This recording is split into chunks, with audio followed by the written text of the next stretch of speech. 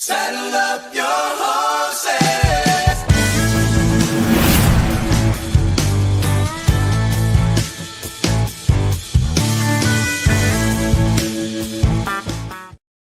Patter. Let's get at her. It is another episode of the Manely Broncos Podcast. And, as always, we want to make sure that we keep pushing and pushing for subscribing to the MHRT network over there on YouTube. We are pushing to 2,000 subscribers if we can by the end of the year. So hit that subscribe button. Follow both Brandon and I over there on socials, right there on at Brandon Miller PO and myself at Cameron Parker PO. And I know we said it multiple times before, but it seems fitting now that it is the NBA draft today. So the Brandon Miller that you see currently sitting beside me is not the Brandon Miller basketball player, NBA basketball player, unfortunately. So if you do follow him, you may have to request to follow him because there's a lot of people that feel like he is the same Brandon Miller, who is in that NBA, who is in that National Basketball Association. Yeah, I would like to stop receiving comments about how I cost people their parlay. So. I think we've talked about it obviously at times, but like if you were to put like an over under of like the amount of mentions, the amount of times that happened. Well, ever since I changed my privacy settings, it's gone way down. It was happening a lot more frequently, and then I'm like, I'm tired of this, and now it's like, if it's rare because you also can't tag me unless you follow me. Yeah. Somehow there's some things that still get through, but now it's like it's a rare occurrence, which is nice. But it used to happen. I mean, it was happening every week. Yeah, it is. It was very. I think we've used this comparison at times, and obviously the Peter Bronco fans would get it. But it was very much like the Brandon Marshall linebacker, Brandon Marshall wide receiver conundrum. Yeah, that's actually a really good way to think about it. Yeah. What is up, Fanatic Dak? Make sure you go check out the show that he's got cooking there over on the MHRT network with Broncos Bros. That is on the MHRT network. And I should say also the Orange and Blue network as well. They're joined together, the Orange and Blue network and MHRT. So make sure you check out that show, Broncos Bros. And as always, again, thanks for hopping in, Dak. We have a great show lined up for you today. We are going to be dipping our toes into the beginning, if you will, of the training camp preview, positional preview, and we'll probably vent a little bit about how probably you and I were shafted in getting training camp tickets this year. Because it is going to be a very limited amount. And I'm sure the people in the comments are going to be venting about that as well. First things first, before we dive into anything else. Brandon, it's been a while since you've been on the pod. How is life? Have you been golfing? Are you better than me now? No. The answer is no to that latter. But no to both. I haven't golfed in months. Yeah. No, I'm doing well. I forgot because like 2 weeks ago we didn't have a show, right? And then I wasn't here last week, so yeah, it's been a minute. But I've been doing well. Just been grinding. I've been super busy. I mean, honestly, that's kind of part of the reason that I have not been able to golf. Although I might be going to Top Golf Friday, so that'll be fun. That doesn't exactly. I mean, it has golf in the name, and I'm swinging a club, so I'm still happy, but. No, I definitely miss playing actual golf, and I've been trying to find a time to get on the course. It's been really rainy up here, like a lot. So it's like a weird, the weather looks good. It's either like 100 degrees and it's like I don't want to be outside, or there's a massive storm and you can't really play through that. So it's weird to figure that out. But no, I've been good. I've just been busy. I've been working, been grinding.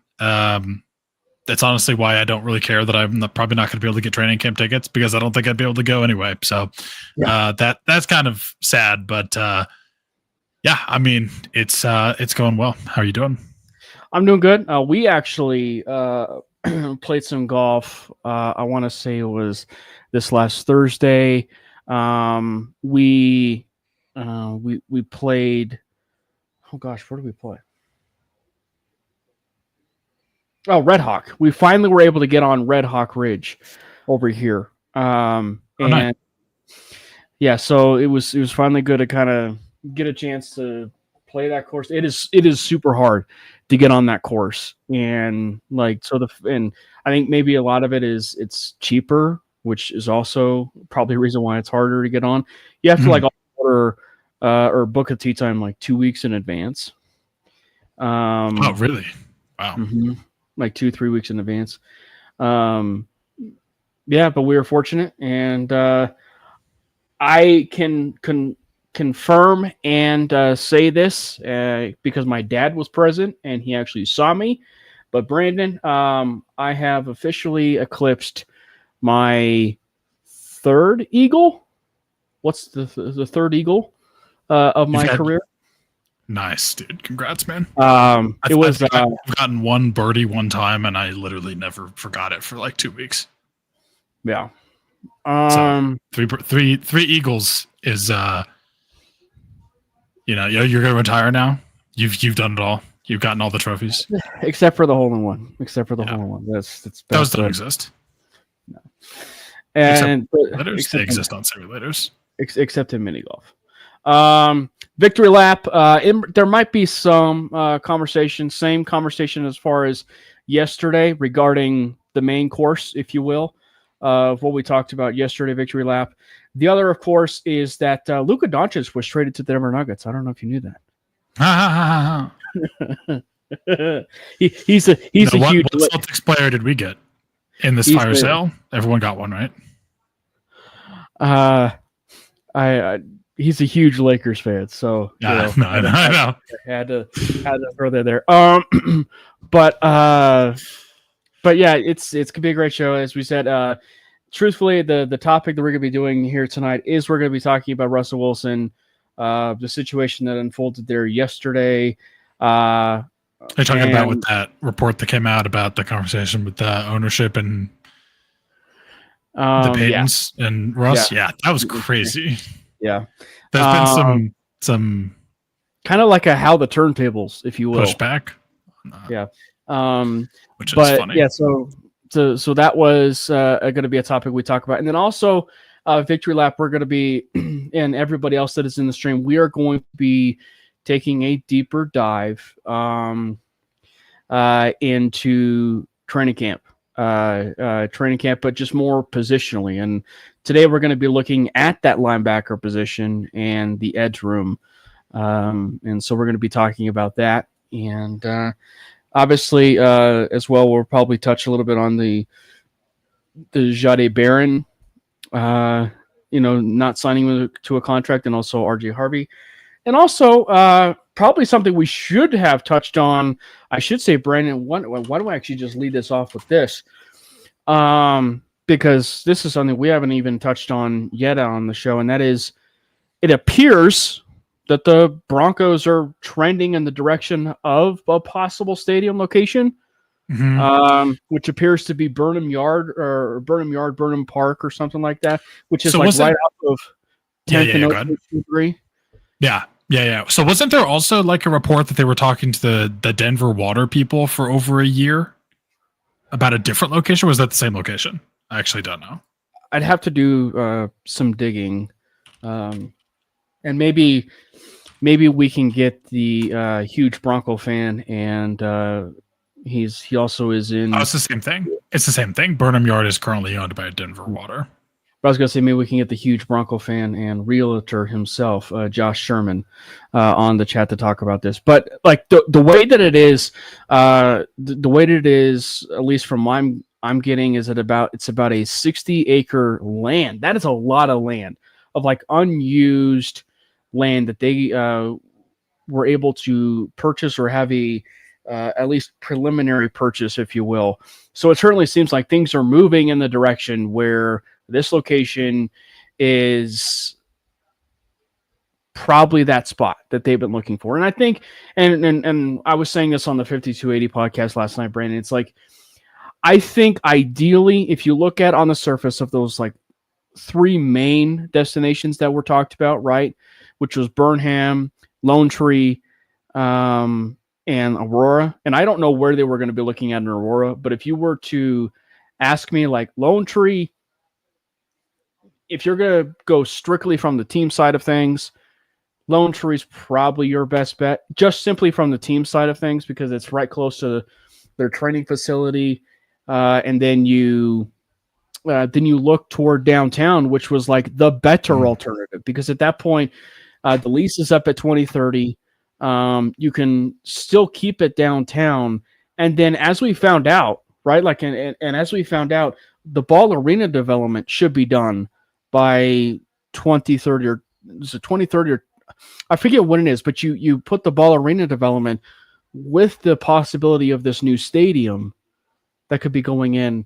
You'll have the stadium, which will be the first thing that fans see on the highway, and then they go closer to downtown, and then you'll get the chance to see the Ball Arena development, which is going to end up being massive.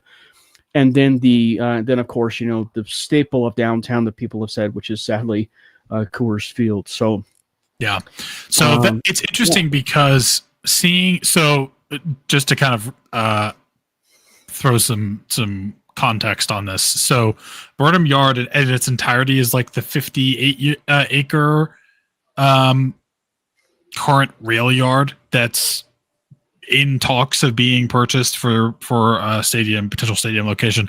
And then the Denver Water campus is actually a 36 acre portion of Burnham Yard. So it's like a part of the same area, but it's like a smaller portion. And reading both of those things, and like obviously some other potential locations as well, like it does interest me with the size of that amount of land. Because I mean, obviously stadiums are large, but I wonder if they're trying to kind of build some kind of a campus experience kind of situation where, like, obviously you have the stadium and then you have maybe like more retail in and around it, restaurants, like it's a walkable fan experience and not just a stadium. Wonder. That would be cool. Well, and I think we certainly have the money for it. And I think that the other part of this too is we're talking about, right? Like we're talking about the richest owners in sports, right? Like we are talking about, and so I think there's the other element that needs to be talked about, which is if they build a stadium, they truly can make a bigger and badder stadium for anyone, and out trump anyone, right, of that stadium. So what I'm saying is, like, there's a possibility. Do I think it's going to happen? Absolutely not necessarily, but I wouldn't rule it out, of them actually making a stadium that is a college football stadium, right? Like, so like 80,000, 90,000 fans with a fan experience, right? And so I think that if you add that, because I think that the layer to this is if you can at least have the capability to host a Super Bowl and host an NFL draft, something I know that is probably on the minds of not just Damani Leach, but just of, the minds of that ownership group. And so you put all of that as far as the factors, and then, like, you've got to think that they're going to be pushing forward with like the best possible stadium experience that they could at least imagine. Yeah. I mean, whatever they do, they clearly are going to spend the big bucks, back up the Brinks truck to this, and it's going to turn out amazing. So that'll be fun. I do wonder what I do for the fan experience. Yeah. I don't know. That's a good question. I'd have to really think about what would I want as a fan, right? Like, obviously, being able to. I'm kind of one of those sickos that I just care about the football, right? Like, I want more of the football. I want more seats. Maybe just having more seats available makes it easier for me to be able to go to the game. Maybe makes tickets a little bit cheaper because there's more available. That could happen. I mean, I doubt it, but it could happen. There's a chance. That'd be fun. It's just funny you talk about that, given the fact that there were 800 limited tickets for training camp this year, and obviously a lot of people couldn't go. So anyway, no, it's just different tickets, you know. Yeah. And I'm not holding my breath. Anyway, that's kind of the biggest thing that I care about. Like, honestly, that's all I care about. But I'm weird. I'm someone that, you know, only has fun when I'm watching grown men slam each other into the ground and throw a football. But no, there's a lot of different things that could kind of happen here that this could turn into. I mean, obviously you already have like the, I feel like you could kind of set it up similarly to, how kind of the ball arena setup is. So like, obviously you would have, and every stadium has like fan shops and gear stores and all of that. But I feel like you could really like expand that and not just have like the really expensive jerseys that you typically see people not purchase in there, right? Like maybe they could expand that to something else. Like they could maybe even like, I don't even know, like you could partner with obviously the Walmart connection and have other like Broncos themed items in there. Obviously more food, more restaurants, probably having a couple of different bars that are like even sports bars that are available. Like you could go and hang out and watch the game from the sports bar and be in the area. Like you're not in the stadium, but you're in the area. You still kind of have that experience, those vibes, but you're not able to get a ticket. You're able to go and sit there and watch the game. Obviously these are all like, you know, depending on like whatever partner we would choose to like open the bar there. And that's a multiple year idea, but just, I feel like having more retail space, more activity space would be cool. Maybe even having like a Topgolf franchise location in there, something like activity related. The way that things are going now, maybe having 5 pickleball courts would be fun. I don't know, with the explosion of pickleball, but just having it be more of an experience and more things you can do, go there and experience without just having to go to a game. Again, there's a sports bar that is by the stadium and it's an away game and you can't get tickets. You don't want to get tickets to, you know, game in another state or another country. You can still go there and kind of be around fans and have that experience and still be in the area. Like that would be cool. I know I've mentioned that a couple of times, but I'm just thinking more about the benefits of doing something like that. I think maybe getting more, having more, maybe even family related activity, like more kids areas, would be fun. And then parents know they have a place that they can go that's child safe and family friendly and can, not have to worry about like keeping track of their kid in like a huge stadium. They just can go there for the vibes and the experience. And maybe there's like a TV that they can see the game at. I don't know, whatever it'd be, just more things than just there's a stadium. I think would be fun. You know, it's funny and I don't know if there is one. I've seen, it might be fake stuff, but you know, we talk about Topgolf. It'd be fun to do like a interactive Topgolf version of football, but it's like a throwing simulator. So like that would be a lot of fun. I know. Yeah, that'd be cool. I know Mario, if you're watching, I know he would sign up for that. More football related, whatever that would be. And like you throw it, I feel like you have to have like massively oversized nets, but it's kind of like that drill you'll see quarterbacks do where they're like throwing at different distances into different nets, and you just, you know, blow that up and make it, you know, available for people to hit when they're not a professional athlete. I think the other part of it that would be really cool. I like the idea of not necessarily doing as many bars, because I think that and granted they could take some of what McGregor Square has, right? Like, because McGregor Square is a great like location of downtown, but it's a great like vibe place that if you want to go like eat, just enjoy some things. Like, I think that, you know, when you look at it just from like that side of things, I don't know if I would have necessarily all that entire setup, but certainly I would definitely agree with you. Like, let's put some of the, you know, restaurants in there, some of the bars in there. But the one thing that I think would be so great to at least appease and go to the fans and go to the team side of things.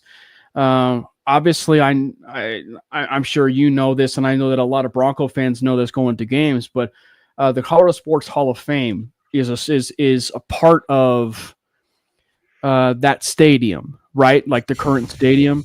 So maybe doing some sort of, maybe not necessarily Colorado Sports Hall of Fame, but like much like the Ring of Fame, doing something that is another Ring of Fame, but it is a like a Ring of Fame that you can walk into and you can get a chance to see different like written things that have been said about Randy Gradishar, things that have been written about, John Elway, Terrell Davis, obviously the soon to be new and enshrinee Demaryius Thomas, the late Demaryius Thomas. I think that would be really cool. Something that would be almost like interactive to a degree, like that would be cool. To just kind of get the fans in tune with what's going on, and also looking at it from the standpoint of like just the overall team and learning about the history of it. So I think that would be really kind of cool.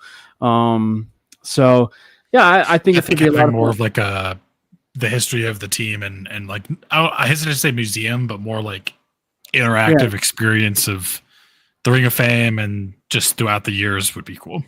Yeah, that I think certainly would be a lot of fun. Moving on, for anybody that had not been paying attention yesterday or did not get a chance to tune into the 5280 podcast with Gage and I,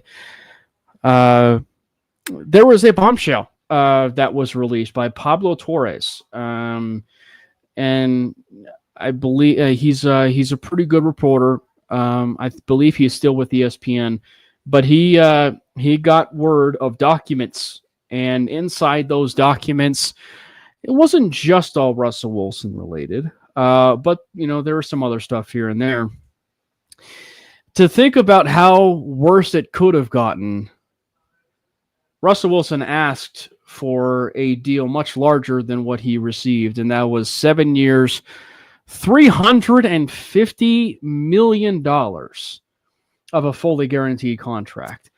If you're gonna swing big, swing for the fences, man. And it just reminds me of that. We'll get into it. Go ahead. Sorry. Well, and he obviously did not get that, but he did get a fully guaranteed contract, and he got it for 7 years, $296 million. But that ain't all. As it points into the document, it sounds like it was not the Penner ownership group that actually wanted the deal at that very beginning. It was general manager George Payton who wanted the deal to be done, and unfortunately, or I should say fortunately, it did not get done. And the other part of this that is Russell Wilson related, Brandon, former NFLPA member J.C. Treader went on about Russell Wilson, calling him a wuss. I actually don't think I saw that part of it. I only saw the part about the contract, but that's kind of funny, not gonna lie. To do with the contract, like, I mean, I get flashbacks to that super viral thing, that a situation that became a meme where there was that guy that completely lied on his resume about that he knew how to perform this really technical job. And then there was that picture of him like standing in front of this like huge machine with his like hands on his hips, looking like he has absolutely no idea what he's doing. I'm just picturing that being what would happen like if Russell Wilson got that contract. Is like he's like, yeah, I'm still good. I can play up to this contract, and obviously that is not even remotely close to the case. So I'm glad that didn't happen, but it is funny to see that that's what he asked for. I mean, again, swing for the fences, man. You want to squeeze that coconut for all you can and get all the milk out of it. Okay, go for it, I guess. You do you, but you didn't get it, so joke's on you now. But that if we had done that, that you're talking about much bigger dead cap. We would be even more. Yeah. I mean, like, we're in a good place now, but it would have been bad for much longer. It would be much worse for much longer than what we already endured. So I'm glad that didn't go down, but it did sound like there were hesitations on ownership's part of like, hey, I don't think that that's the best idea. And the thing to me that I don't know if this was specifically mentioned in the documents or I just read this in like conversation about this since that got released, is basically that the trust that was in place before the Walter Penner Group, the Bolin Trust, owned it. Yeah, the Bolin Trust said you had like basically instructed the front office to acquire a star quarterback that would help with the sale and value of the team, because it was like being discussed and explored for the opportunity for sale at that time. And I mean, that just, to me, I'm glad we don't ever have to deal with something like that again, because we have a great ownership group now. We have a quarterback now, but just like having to desperation find someone because the team is being sold, and you have to go out there and overspend and overtrade and just do it for political reasons, almost of like, well, we're selling the team. We need to look good. You got to go get someone who's good, and it blowing up in your face in the most spectacular way possible. Like, I'm just glad we're not going to have to deal with that again, because we're not going to be sold again anytime soon. So that's nice to think about, but it is a bit haunting to read back and know that that's kind of the situation that we were in. But yeah, I'm just glad that cooler heads prevailed about that contract situation, and would I preferred to have not paid him anything until we saw him play? Yeah, but at the same time, I do wonder how doable that would have been. I mean, you're having those discussions with that trade, and you're like, he probably wouldn't have agreed to it if he wasn't getting some kind of an extension and some more money. So yeah, I think in the end it went as well as it could, which wasn't well, but it is interesting to see some more details come out about that, and nice to know that it wasn't just the Walter Penner Group coming in and being like, oh, well, we got to lock this guy down, and wanting to pay him that exorbitant amount of money that we paid him, although at the time and compared to the market, it was nothing. But well, it could have been much worse, and I'm glad to see that they weren't wanting to take that path and were instead wanting to be smart about it. Like, that just is a mark of a good owner. Well, and I will say, I think that I think the way I said it yesterday was, it doesn't change the course of history, like in terms of like from the Broncos side of things, because I do think the relationship between George Payton and Sean Payton is at a really good place right now, like a really good place. So I don't think it changes the dynamics of it. But like if you look at it just from the simple, like, who are the biggest losers of it?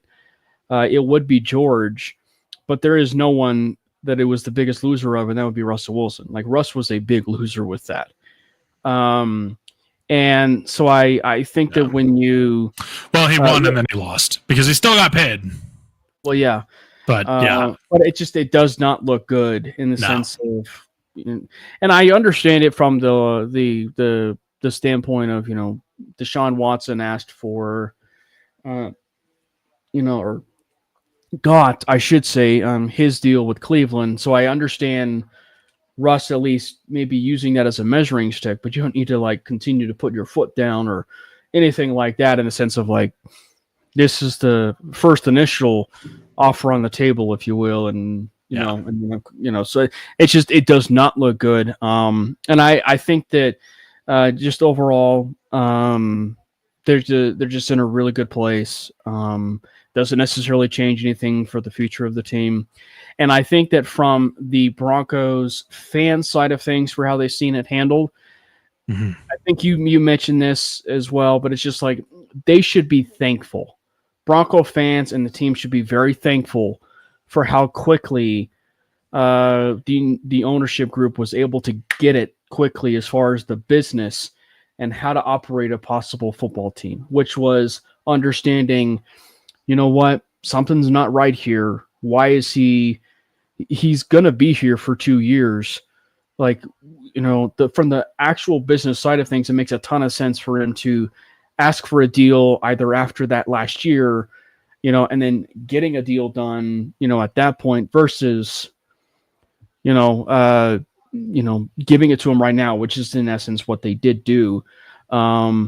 But I just think that just from the overall landscape of it, it makes the ownership group, the Penner group, look so much smarter in the grand scheme of things. And so fans should be at least happy knowing the fact that it is trending in that right direction for this franchise. Yeah.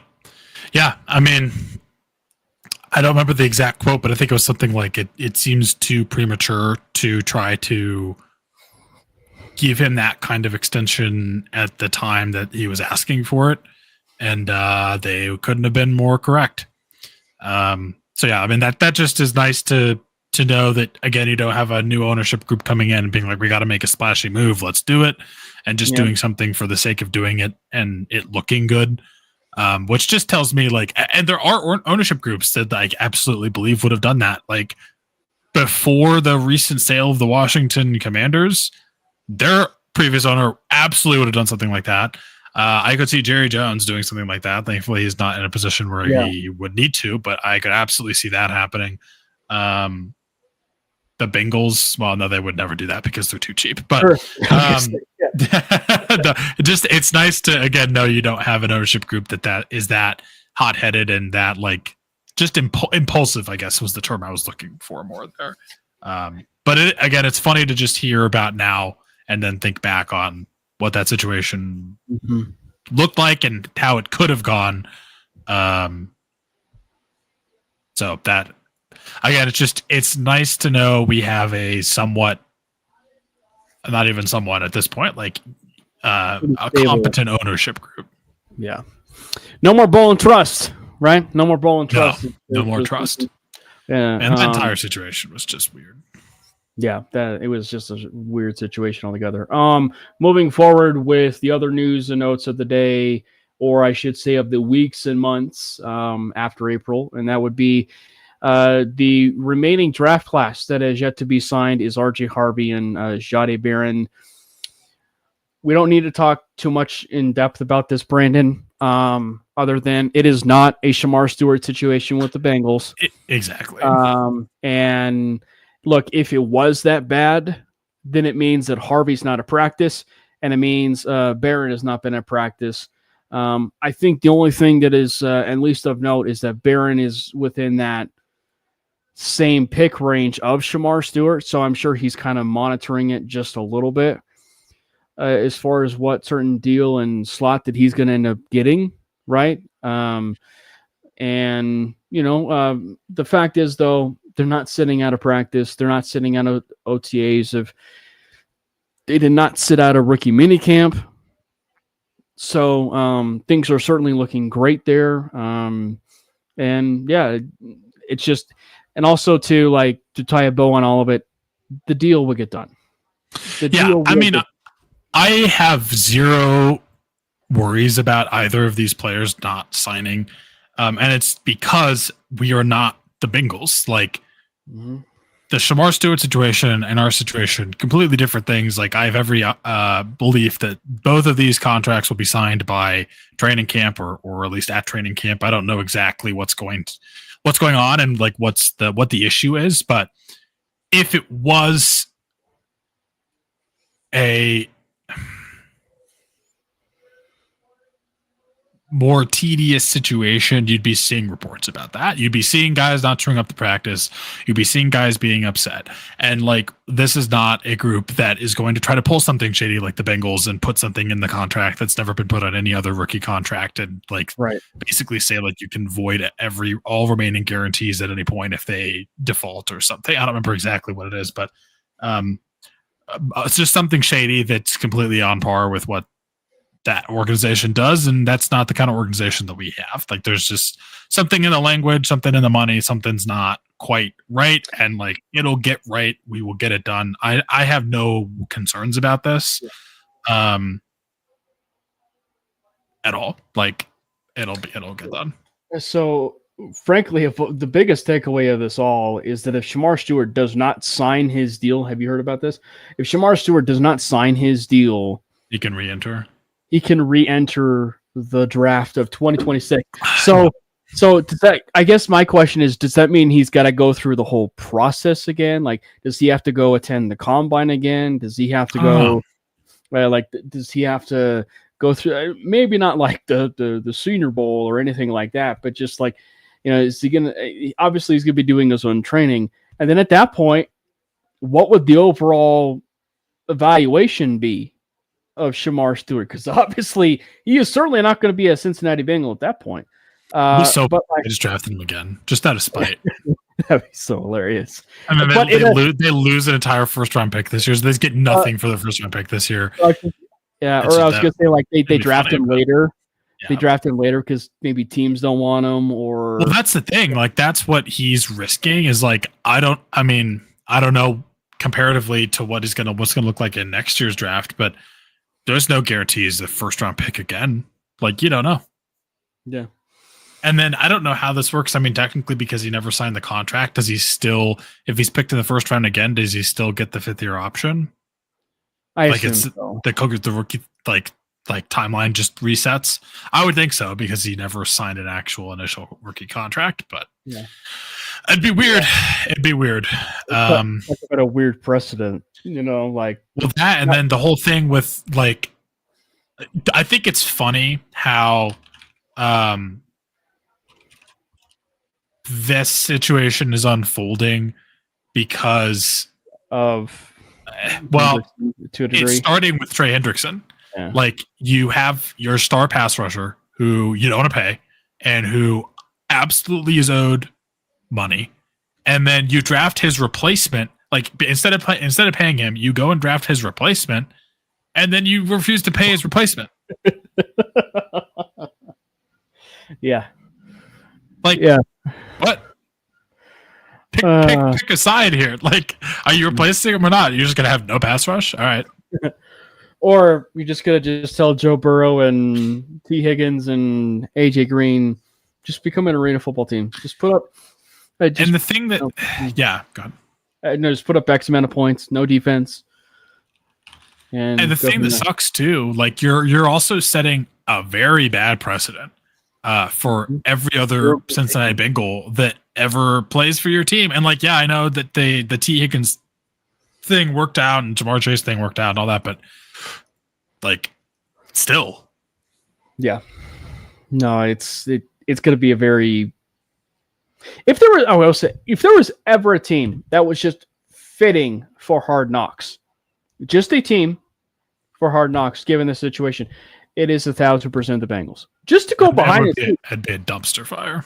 Like, just to go behind the scenes and just see how poorly and cheap the organization has been run, for them not to pay Trey Hendrickson or for them to not pay Shamar Stewart at this point. That would be crazy entertainment. It's almost the poorly run organizations that are the most entertaining because they do stupid things. Like, I mean, the Ravens being on Hard Knocks, like, it's just going to be like the most like buttoned up. Mm-hmm. I mean, you're starting off Lamar Jackson. It's still going to be fun. I'm not saying it wouldn't be fun, but it's just going to be so by the book that there's no drama. Could you? And that's the thing, is like, everybody, or not everybody, but some people want the Broncos on Hard Knocks. Could you imagine? I don't. Sean Payton, could you imagine though, like a Hard Knocks being led by Sean Payton, trying to like button up for a team that has been so buttoned up, even to a certain degree, like in the George Payton years, but like to be buttoned up to like in the Payton years, Sean Payton years, like you would have to like tell situations to be like, or the situation crew or the filming crew or whatever, just be like, look, these rooms you can film, but the conversations between me and player or whatever, you can't film. Yeah. I think it would be fun. I mean, we're not obviously eligible for Hard Knocks, but no, it'd be interesting. Be fun for at least a season. I think the only thing that's actually going to be the closest to it would be the AFC West, right? Because they like do the divisions. Yeah. And so like that would be like the closest ever. My only thing against it, and like the reason I wouldn't ever want the Broncos to be on Hard Knocks, I just feel like it's a distraction. It's just a distraction for the season that you don't need, especially when you have a new coach, which is like one of the criteria, which is crazy to me. That like, unless I got that wrong or they've changed that, is it like you have to have a new It's one of them. So you can't have a new coach? It's not a like for certain. I gotta like, look that up again. Because I think there was the 1 year where Tomlin was on Hard Knocks. Oh, it can't be a first-year head coach. Okay, well that's nice. Go ahead. Sorry. No, I think Tomlin and the Steelers were one. Yeah. A specific year or something. All right. Moving forward to the main course of the show, and that is the position preview. We are taking a deep dive again, but this time into the training camp, and starting from today, moving forward into training camp, the very first day of training camp, we're going to look at it from the different position groups. And obviously, training camp, the tickets went on sale, and if you were one of the lucky ones that got the golden ticket, or if you're the 800 people that got the golden ticket for going to Broncos training camp every single one of those days, pop yourself a cold one, celebrate with your loved ones, because you are certainly one of the very few of the 800 people that is going to be going to training camp and actually even seeing the fun events that's going to be unfolding there at Dove Valley and the new advancements they're going to be making there in the facility. So it's going to be a fun time. But yeah, so and looking into this deep preview, Brandon, we're gonna look at it from the linebackers and edge room. Linebackers and edge room. We've done this before. We've kind of lumped linebackers and edge together just because outside linebackers kind of somewhat considered an edge depending on the player and so forth. And if you talk about one, it kind of hints that you need to talk about the other. So we're going to do a linebacker and edge. And let's start first with the biggest question. And I think we've talked about this so much, Brandon, that like the defense as a whole is a top defense in the NFL, arguably the number one defense in the NFL. But there is one weakness on this team, and it is at linebacker. They did upgrade. They got Dre Greenlaw in the offseason. They were still able to re-sign Justin Strnad to upgrade their special teams and keep their special teams intact. But the depth overall with that linebacker room is still a bit suspect. Because like the two starters that they have, they did sign Greenlaw, but he's still recovering from injury. Singleton is recovering from injury. Those two starters are recovering from injury. And they also have a third one that is recovering from injury as well, and that would be Lavelle Bailey. So Bailey's recovering from injury. Then they have Karen Reed in the building. And then a few others, obviously, here and there. I believe Brown from Kansas is an undrafted free agent as well as Karen Reed. So they have a few bodies that is there.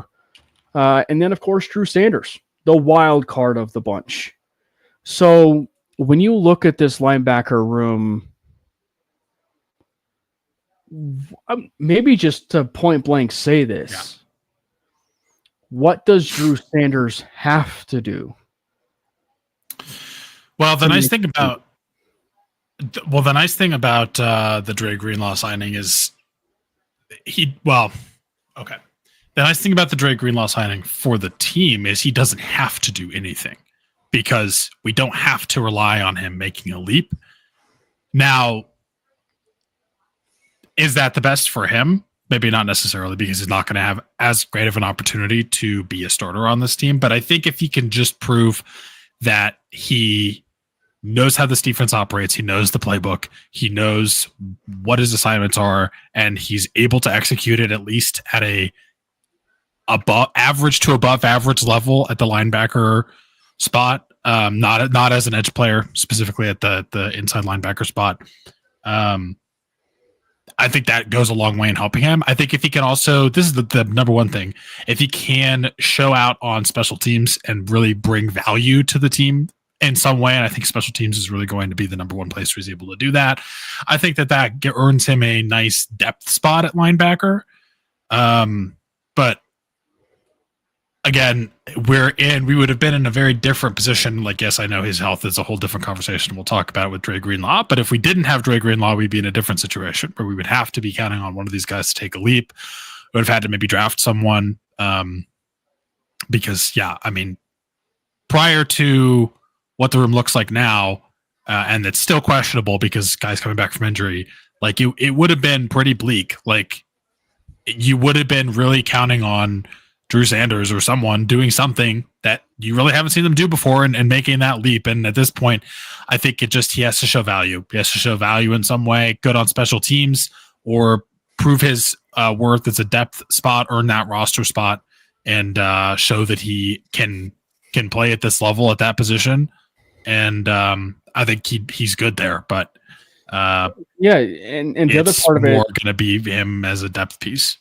And the other part of it too is, Sean Payton called him a pressure player, right? Like a pressure player, meaning he brings a lot of pressure at the linebacker spot. So the game that we saw from him where he sacked Herbert on that Thursday night football game, if we see more of that, where he's able to generate that pressure, where he's a middle blitzer, or, he's one where they kind of use him a little bit, maybe how they maybe envisioned to a certain degree like a Baron Browning, because like Browning and Sanders were kind of compared favorably in the sense of how they were wanting to be used in the sense. Like if you talk to draft experts, Browning's evaluation was kind of all over the map. Sanders' evaluation was kind of all over the map in the sense he's an edge player, is he inside linebacker. But like, so I think for Sanders, it's one where it's like, if you use him at inside linebacker, do you just use him on third down blitz packages, or do you use him on just certain blitz packages? And then at that point, he's obviously going to end up having to have some special teams value for him to get to that point. If you're just using him on blitz packages, that's where I'm like, man, I don't know, because you got Savion Jones, you got Zach Allen, you got John Franklin Myers, you got Wazirike, who's kind of now back somehow. You got like all these guys that you could also use in that spot that are more of a pass rush specialist than Drew Sanders could be. I mean, you still have, you have Jonah Ellis, Robinson, who was promising as a rookie, and then you have Robinson, Dondre Tillman too, if he stays on the team, which who knows. But it's a really crowded room. It's a really crowded room. Yeah, and so even using him just in that way, like it's just, and that's why I'm like, I think he needs to show his value on special teams or something at the inside linebacker position, because the need there is more of a need there than there is at more of the designated pass rusher. Mm-hmm. And like, sure, I get it. If he gets you pressures, then put him out there. Like play the guys that are going to get you pressures, but there's a lot of competition. That's all I'm going to say. And I think that's why if you look specifically from a maybe player versus player side of things, it would have to be Sternad and Drew Sanders, because and look, Sternad, as we said, is a great special teams player. And he certainly showed and was good in spots, right? Like he was good in spots, but not for a full season. He got exposed at like the middle part of that year, and then to the end of the season where he got pretty exposed to where it was obvious that he was a special teams player, and mostly just a special teams player. So if Sanders can have that special teams impact and then also show more than what Sternad showed on the defensive side of the ball from linebacker, then you'll have a little bit more of a true, we have some depth now, at least on the season of 2025, because, then you can have guys like a Singleton if he's, staying healthy, and then you have Greenlaw. Then you can say, okay, we have a really good special teams ace in Justin Sternad, and we have someone that works hand in hand with him and can get some spots on that defense in Drew Sanders on certain situations. So I think ideally that would be like the best thing, but I think that's where the wild card of the room, Brandon, is where, Lavelle Bailey showed out. Like Bailey showed out in preseason, and I know he's recovering from his ACL injury. But he is a bit of a wild card on this because it's a bit of a moving parts room. The linebacker room is a bit of a moving parts room. Mm-hmm. I wouldn't put it past it to where, say Bailey is outperforming 2, maybe 3 other guys in that room. There's going to be some very difficult conversations to be had, to where maybe you do put Bailey on that 53-man roster and you kind of make him a little bit of a focal piece where it isn't just a Justin Strnad versus Drew Sanders conversation. It's a Lavelle Bailey entering that conversation, or even a Karen Reed entering that conversation for that Justin Strnad replacement or Sanders replacement, et cetera, et cetera, et cetera. Yeah.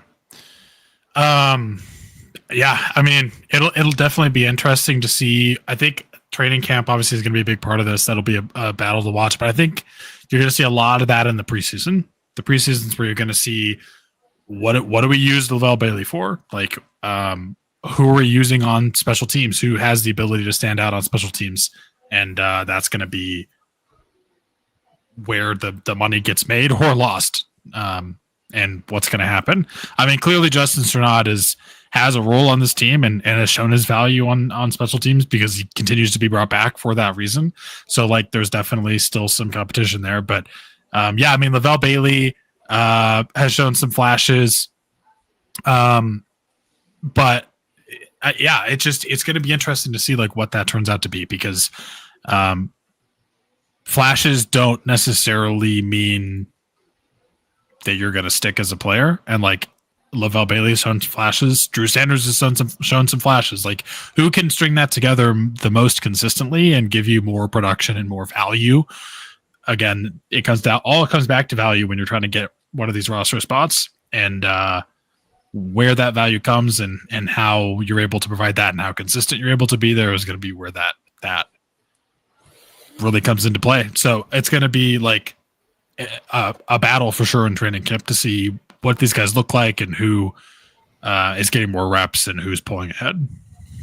Yeah, it is. It is going to be interesting because specifically at linebacker now, again, like I think health aside, Dre Greenlaw changes a lot of things there because, like, if healthy, he's probably a top 5, top 10, top 8 linebacker in the NFL.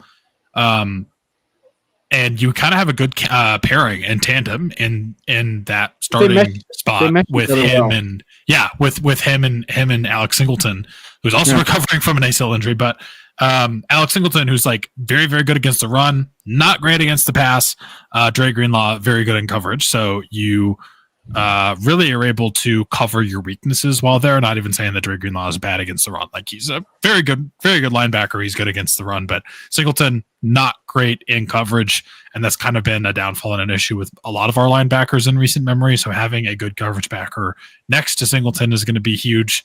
So I think we have the starting spots nicely lined up there, but and that's why I'm not as worried about what are some of these backup players looking like and what are the battles there, because again, they're not really competing for a starting role. Although, yeah, both those guys coming off injury, so they very well could be at some point in the future needing to be thrown in as a starter. But thankfully, we have at least more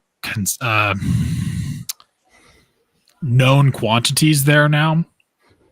That just makes it less of an area of concern that I have. But yeah, I mean, there's definitely behind those two, there's a lot of room for depth and a lot of flexibility and a lot of competition with that depth. And we'll see what that looks like. And just one of these guys has to show it and prove it and earn it. Yeah. Before we move forward with the edge room, David asks, who do y'all think is the backup guard? So the guards, at least positionally listed on the roster, is Nick Gargulio, Ben Powers, Calvin Throckmorton. Interestingly enough, the Denver Broncos website lists Clay Webb as not a guard center. It is they list him at just a guard. And you know what's funny? They list Quinn Miners. And Miners as guard center. Yeah. Guard center. Yeah. But you've got to almost go Gargulio, right? Do you? I don't know. I think it depends on what you're looking for. I think if you want your backup guard and your depth piece that you might have to throw in there as your starter to be someone who is experienced, like you could look at, again, he's listed currently as a guard. Could he be more of a swing guard, swing tackle? Yeah, but I'm looking specifically at Calvin Throckmorton, former everywhere Saint that played for Sean Payton in New Orleans. So I think just having that familiarity there, being able to play maybe on multiple spots and having more experience than Gruglio could help him and boost him up there. If you want more of the, again, more if you want an experienced backup who is going to come in, you're not worried about, does he know the playbook? Does he know what he's doing? It could be someone like him, but again, he could also be a swing tackle, which is the nice thing about a player like that is he can play multiple positions along the line. But I think he would be, to me, he's my answer to that question right now. Just again, because of the familiarity and because of the experience. They frankly could keep both Gargulio. Yeah, absolutely. Like you can't have too much offensive line depth. Yeah, look at the Ravens, right? It's not possible. The Ravens last year had 10 offensive linemen on their roster. 10. Yeah. Like it's kind of like the Bears and tight ends, except it's actually a valuable position to hold 10 players at. And to be fair, like the Ravens, I don't know if anybody's been living under a rock for the last 10 years, but the offense that they run, they kind of need 10 offensive linemen. But yeah, I think that David might be onto something a little bit in the sense of Xavier Truss. He is listed as a tackle guard. I think right tackle has been somewhat his position for what people have been saying about him, but he does have that guard flexibility a little bit. I think that just to mention it a little bit when we get into the offensive line, and I think we mentioned this when we talked about like the training camp battles, and maybe you were on that show or maybe you missed that, but like we talked about like some of like the training camp battles that were somewhat like fascinating to me, and that was like the swing tackle position or like the backup spot. So maybe not just backup guard, but like the swing tackles. I thought the competition was fine last year, but it seems like it's gotten better this year with guys like Xavier Truss, Frank Crum, Alex Pavcheski.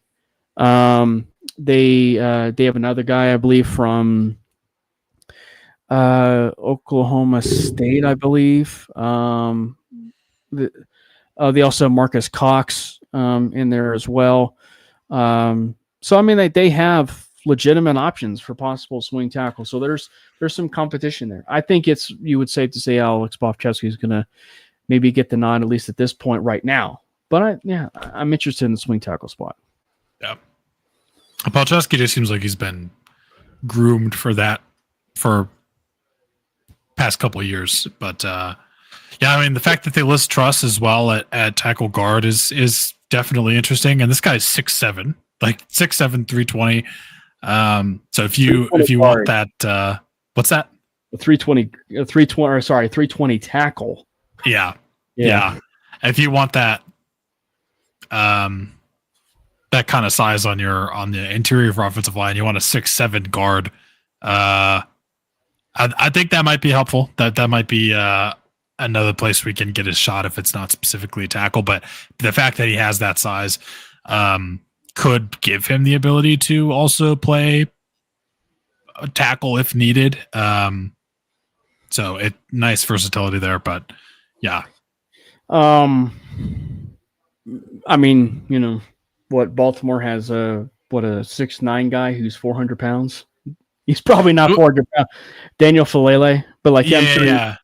But he's not. Who is the guy that the Chargers has got from the Jets? Totally forgetting. Mekhi Becton. They have Mekhi Becton playing guard, don't they? Mm-hmm. By the way, talk about putting a freaking boulder in the interior offensive line, 6'7", 360. good. But more importantly, like a shrewd, sneaky move by Jim Harbaugh. Oh yeah, it was a great move. Yeah, one that's frankly not talked about, even in the Chargers offseason. That's not talked about, and that's getting Mekhi Becton. About this edge room, do you think we get an encore for this room? And the entire room of the Broncos led the NFL in sacks. So do we get an encore? For this edge room, Benito and Cooper seem to be a rising duo in the NFL. They combined. They certainly have a lot of momentum going. They combined. They had 10 sacks each for the first time since Bradley Chubb and Von Miller. Yeah, and then you get the depth sacks, which is something that they haven't had since the 2015 Denver Broncos, of the likes of Shane Ray and a very young Shaq Barrett, who helped and was instrumental in winning Super Bowl 50.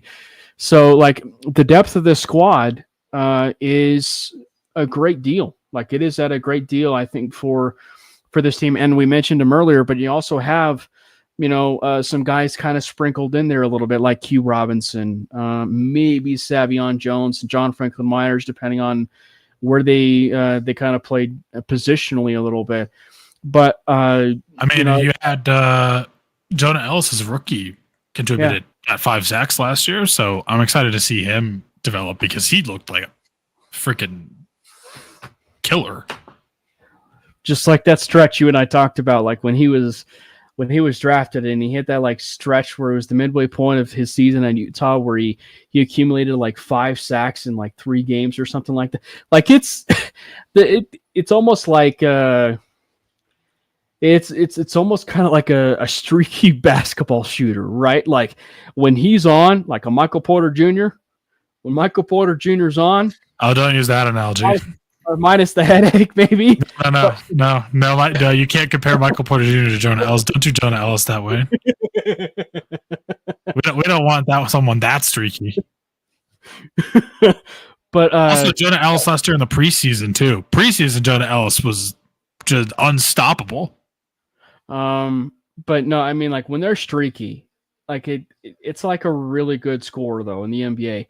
When they're on, you can't stop them. And when talking about a pass rusher. And so for Ellis, if he gets to that point, like almost like a Hassan Reddick, right? Where, or some of these pass rushers where it's just automatic and he's in the backfield, the moment the ball is snapped. Like, because there was a point where even from almost the start of the season to the end of the season where Benito was that way, right? Because his get off is crazy. Like Benito's get off is one that does parallel a little bit to Vaughn's in that sense of like the fast get off. Because the Broncos really haven't had a player like that. I mean, you could argue Browning talent wise and everything, but they really haven't had a player with that fast of a get off since Vaughn. So if you can pair that with someone on your depth of like that and a rotational player like Ellis, at least at the early stages, whew. And then also, too, like if Ella, I'm not saying this is going to happen, but like say he really shows out, but also others do as well, he becomes a really valuable trade candidate to get you a lot of like some decent trade capital as well. Yeah, I mean, definitely can't. The league is always starved for pass rushers for sure, and we seem to just grow them on trees. It's crazy. But yeah, I mean, I'm definitely excited to see what Jonah Ellis is able to do this next year. And then Nick Benito, man, because can he keep it going? If he can keep it going, well, you pay him. You got to pay him. You have to. You have no choice. Well, and I think that's the thing too. Is like, and we've obviously had the conversation in times, but it's just like he's the one guy. Like he is the one guy of the extension candidates that you can say definitively that if they did not get a deal done with him in this offseason, which frankly they should be getting a deal done with Zach Allen, that's priority number one. Maybe Cortland Sutton, given the fact of the relationship with Bo Nix right now, but like Benito is like the one guy that you could argue, let's see what he's got Let's see what he's got for that regular season. And if he hits that midway point,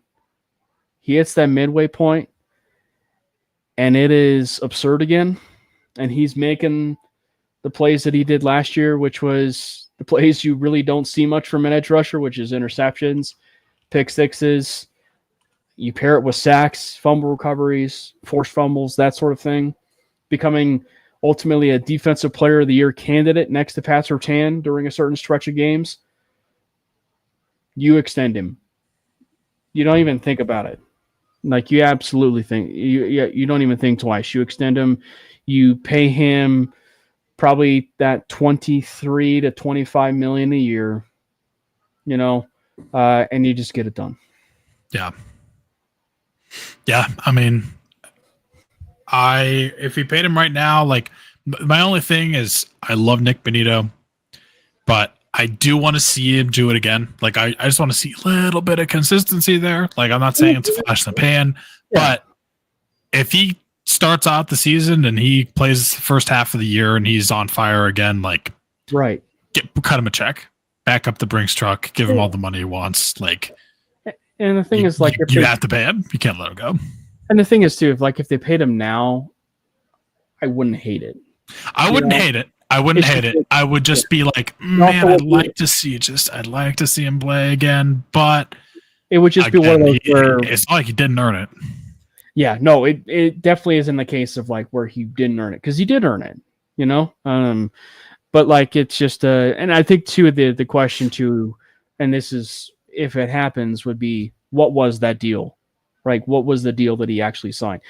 And to be honest, and when you look at the overall situation, Broncos have done a really good job of keeping in-house talent, and then not just that, getting them before the market explodes. That is something that is something that this Denver Broncos team and front office and even under George Payton have done a phenomenal job of. Jonathan Cooper's an example of that.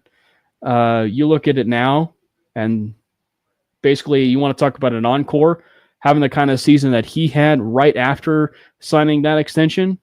Yeah, money well spent, because he hits the open market. You are talking about him probably signing a deal that is $20 million or more with the team because of the year that he had. Yeah, so, I mean, he was the first All-Pro edge rusher since Von Miller for us. So, who do you if you were to look at the edge room, like the edge room, and for people that are in the comments, feel free to chime in as well. It is such a fun edge room, and obviously it's defensive line as a whole. But do you have a favorite edge rusher? So, like, obviously, like in 2015, everybody gravitated to the duo of Vaughn and Ware, but they also enjoyed the likes of Shaq Barrett, right, and Shane Ray, right. So, but do you have a favorite to this point on the Broncos? Mm-hmm. Oh, it's obviously Von Miller. It's easily Von Miller. No, of this room now. Of this room. I'm like, bro, it's not even a question, man. Okay, on this roster right now, man, as much as I love Nick Bonito, Jonathan Cooper just has the most relentless motor. His hair is on fire every play. He doesn't stop. Especially knowing his story with his heart condition that he went through. Like, I just love him. I love Coop. Yeah, nothing against Nick Bonito. I'm not even saying Cooper's better. I just love him as a person. I love how he plays. Yeah, I think he was a captain, right? Like, they even voted him a captain. So I just think that, there's ones where it's definitely, you love every one of them in the room. And I will say for Jonathan Cooper, we've thrown this around and we've mentioned the credit who said it, and it was either Frankie or Joey who said this when they were on our show, Brandon. You and I just can't necessarily get the comparison out of our head. And granted, he's not on the team anymore, but it's so fitting because he's Mr. Consistent. He's the Tim Patrick of the edge room. Like, he's that's a good. That's right? a good comparison. And that's something that we've heard say from like Joey and Frankie, but like he's the Tim Patrick of the room, but like he is one that's like he is Mr. Consistent, relentless. He's going to play to the very last snap. He's going to give you everything he's got. He's reliable. He's reliable. Everything that Tim Patrick was for the Broncos on the offensive side of the ball, Jonathan Cooper is. And I will say my favorite underdog is Dondrea Tillman. Why's that?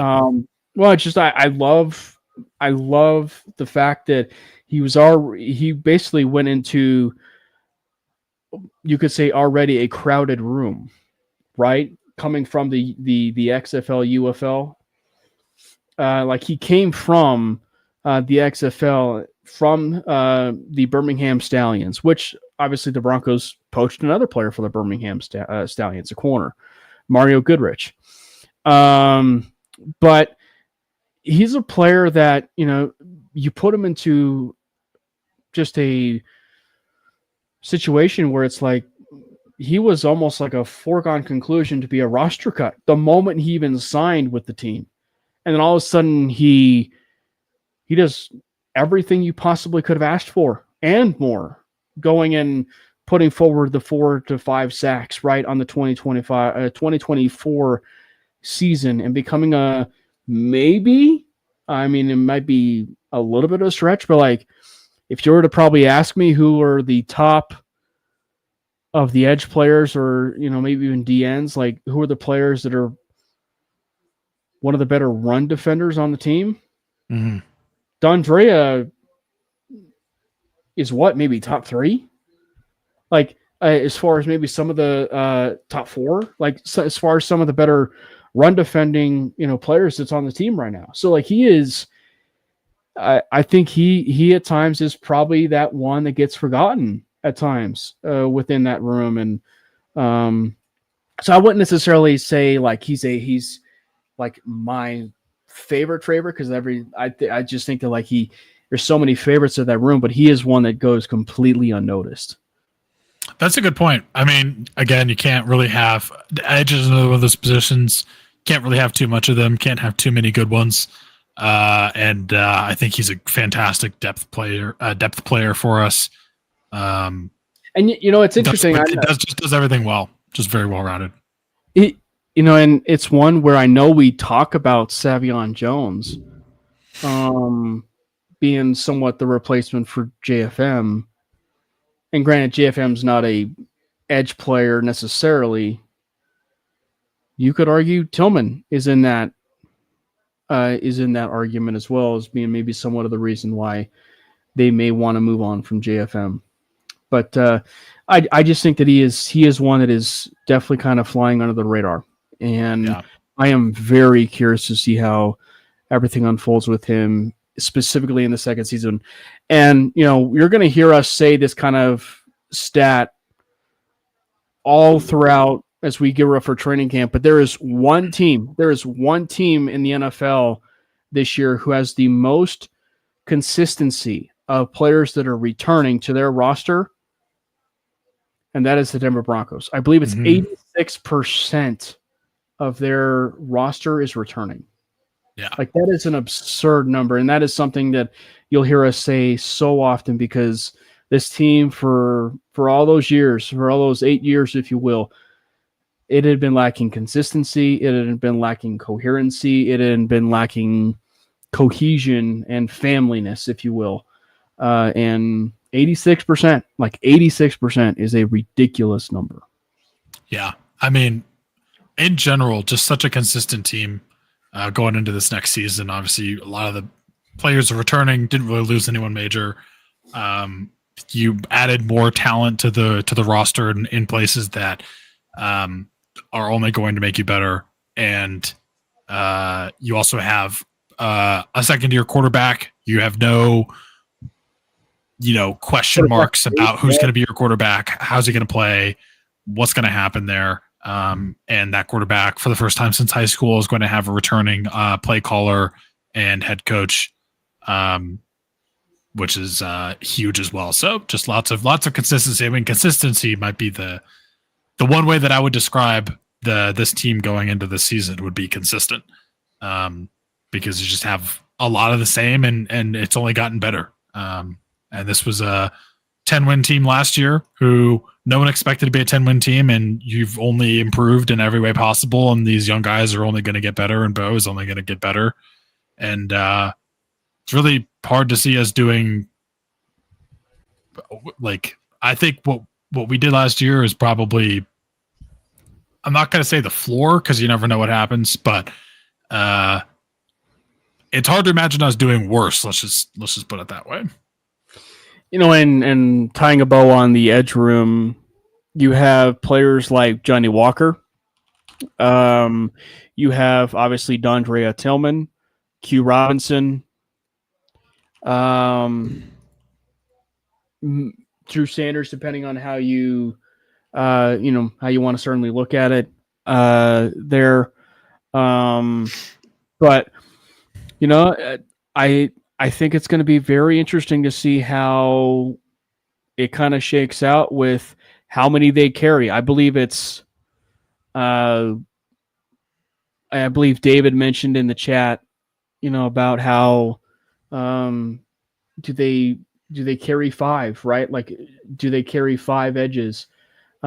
Which, you'll have Jonathan Cooper, Nick Benito, Jonah Ellis, so that's 3 right there. Then you'll probably have Q Robinson, who at least off the cuff is going to end up being a special teamer, just looking solely at that, right? And then you look at some of the others of the room. Maybe that's where you kind of start talking about Jonathan Walker, right? Tillman, right? Tillman's in there. So I think you almost have to maybe set it tentatively at 5 or 6, right? As far as like players that they're going to be keeping. Yeah, I can't see us I don't know if I can see us keeping 6, but definitely I think 5 is. I would be surprised if we kept less than 5. Yeah. So the question's just going to end up being, I know a lot of people like Johnny Walker. I know I like Johnny Walker. I know you like Johnny Walker. I know Gage on 5280 podcast likes, Johnny Walker. But it's going to be really interesting to see what they'll do. And then maybe they look at Tillman, who he is registered at 270 comparative to the rest of the offense or the outside linebackers, that they have on the roster. So maybe they would kind of consider Tillman a little bit, maybe as a D end outside linebacker, to where maybe you kind of squeeze it to where it is 5, and you have Tillman as like a D end or something like that. But it's gonna be a fun conversation, It's always fun this go around, whether you are at training camp or not, because it's battles are always certainly a fun thing to follow, because at least at this point, there's not a whole lot you can glean from training camp practices necessarily, because it's more necessarily what you see in preseason, but how the coaches operate in training camp at this point and how it carries over into the preseason is what you want to be paying attention to. So it's good. It's gonna be interesting. It is. I mean, specifically with edge, it feels like those top 5 are written in stone, and beyond that, it just maybe one of these other guys shows out and they have to figure out something else to do. But it's Benito, Cooper, Ellis, Robinson, Tillman, and then it's like see what happens from there. But yeah, it'll definitely be interesting to see just who stands out at training camp and in the preseason for sure. Now, as we move forward and then heading into next week's show, Brandon, as I asked Jordan to put you on the spot, what position would you like to see us talk about next. So we did inside linebackers, edge rushers. Now, what's the position What you guys do last week when I was not here? No, Did you start it last week? We okay. teased it for this show. So it was inside linebacker, edge. So going on to next week, what position should we go forward and do a preview for the next training camp position preview? Jordan's going to hope he's here for this one because I have to say wide receiver. And actually, we might even just say pass catchers. You might as well just throw the wide receivers tight end. Yeah, I mean the tight ends honestly it's kind of foregone conclusion because that entire room is and there's a certain top heavy, but there's a certain tight end that's in that room that you may as well just kind of consider a wide receiver. Yeah. Maybe you do both sides of the ball on that position. You go the guys that catch the ball, and you go the guys that cover the guys that catch the ball. So DBs and wide receivers. I was gonna see maybe kind of unless you want to stay on the same side of the ball. Well, I was thinking maybe we do. Well, no, I like the idea to do wide receivers and tight ends. And maybe just kind of just keep it there, just do wide receivers because then we the tight ends will be quick, but yeah. But because I was hoping to do like DBs and safeties, maybe like as one. Yeah. But no, let's do it. Jordan's not here. We'll surprise him and tell him that he cannot slander Pat Bryant when we talk about wide receivers. That'll be his task. He cannot slander Pat Bryant. Or I should say the wide receiver room in general. That's a tall order. For him. Yeah, it'll be a tall order. Thank you to everybody who hopped in the chat. David, Victory Lap, and everybody else that hopped in. I believe it was Richie, Fanatic Dak. Make sure you tune into his show.